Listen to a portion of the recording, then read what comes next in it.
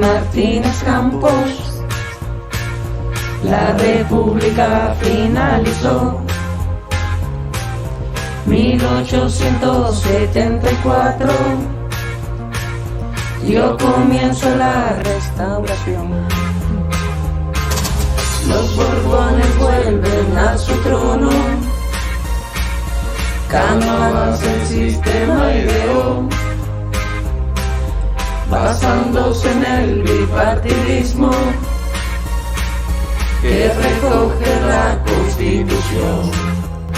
Restauración y el turno de partidos, fundamental para poder dar estabilidad. Y aunque tan solo sean legales los partidos, es necesario que el cacique haga el fraude electoral. Restauración que reina Alfonso XII, la independencia de Cuba también le surgirá. Las elecciones salen bien con pucherazos.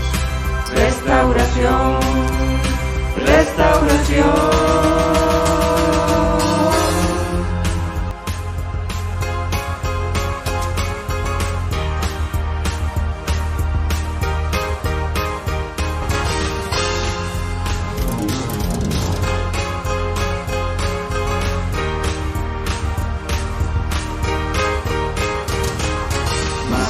En el 98, con la regencia de la reina, es cuando España perdió Cuba, Filipinas y la isla de Guam. Se produjo el fin de aquel imperio, en donde no se ponía el sol. Junto al reinado de Alfonso XIII, marcó a toda una generación.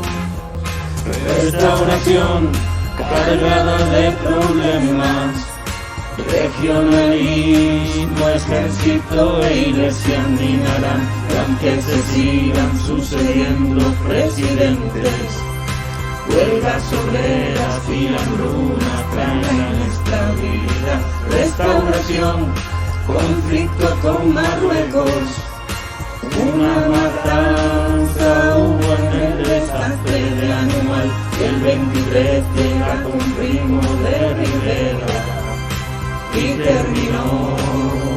Restauración.